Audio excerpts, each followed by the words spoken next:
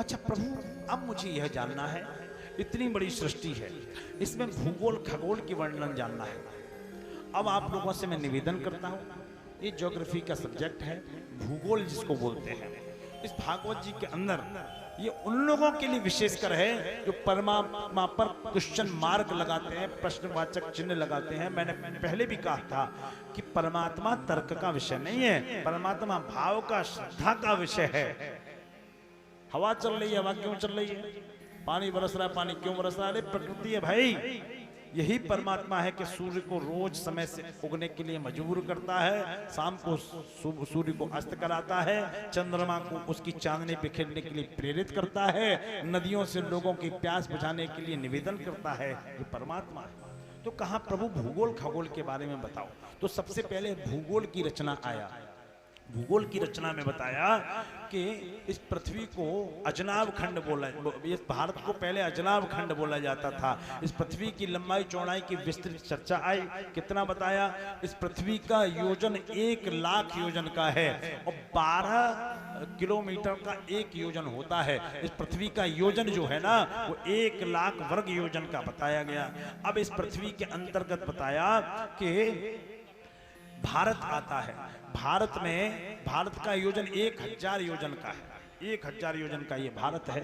इसका क्षेत्रफल बताया। फिर कहा पूर्व से पश्चिम की ओर 3328 किलोमीटर और 29 से उत्तर से दक्षिण की ओर 2914 किलोमीटर की इस भारत की माप जो भागवत जी में बताई। अगर यह सब नहीं, उस समय कोई पैरामीटर नहीं था, कोई मतलब नक्शा नहीं था जिससे नापा गया। ये ऋषि मुनियों ने अपने सूक्ष्म ज्ञान से पता लगाया। ये भूगोल का वर्णन किया। भूगोल में बताया 12 वर्षों का वर्णन किया, 7 द्वीपों का वर्णन किया। एशिया महाद्वीप, एशिया महाद्वीप के अंदर जम्बूद्वीप, जम्बूद्वीप के अंदर भारतवर्ष, भारत में असंख्य नदियां, असंख्य पर्वत को बताया। असंख्य पर्वत को बताने के बाद भारत का क्षेत्रफल बताया। फिर कहा कि अब हमें खगोल का वर्णन बताओ। खगोल क्या है? पृथ्वी से पृथक है, ग्रहों की जानकारी इसमें दी गई। तो भागवत जी में यह बताया गया कि खगोल क्या है। खगोल में बताया कि कौन सा ग्रह पृथ्वी से कितनी दूर है।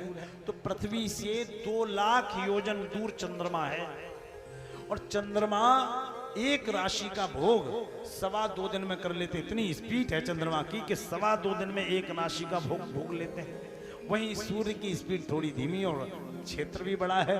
तो सूर्य 1 महीने में यानी कि 30 दिन में भोग पाते हैं। शनि एक राशि को 30 महीने में भोग पाते हैं, सबसे स्लो चलते हैं। शनिचर इनका नाम है। तो शनि चरई जो धीमे धीमे चलता है वही शनिचर है। शनि उनकी चाल पर उनका नाम रख दिया गया। तो ऋषियों ने इतना सब कुछ बता दिया। हम सनातन के लोग तो उस पर विश्वास करें, कुतर्की को कोई सीमा नहीं होती है। एक हनुमान चालीसा में एक पंक्ति आती है और आप सब उस पंक्ति को जानते हैं।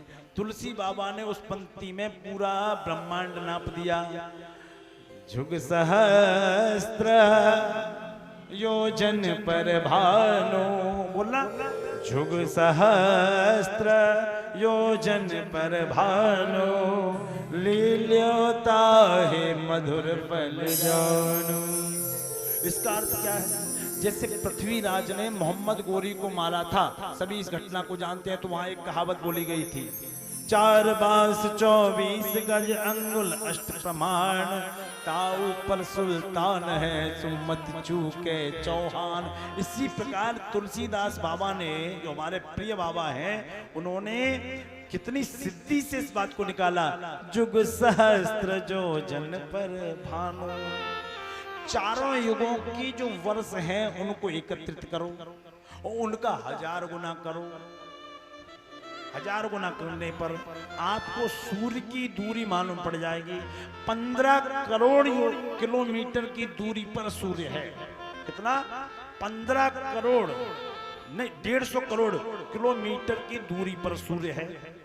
150 किलोमीटर की दूरी पर, क्या 150 करोड़ किलोमीटर की दूरी पे भगवान भास्कर, और वहीं टिके हुए देखिए ना ऊपर हो रहे ना नीचे। ये क्या प्रकृति है परमात्मा। तब किसने नापा? विज्ञान तो नहीं था। जिसका रिसर्च हो गया, जिसकी खोज हो गई वो विज्ञान, और जिसकी खोज नहीं हो पाई वो चमत्कार।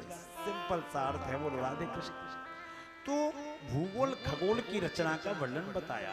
भगवान सूर्य का जो व्यास है वो 13 लाख योजन का है, 13 लाख योजन का। इतना सब कुछ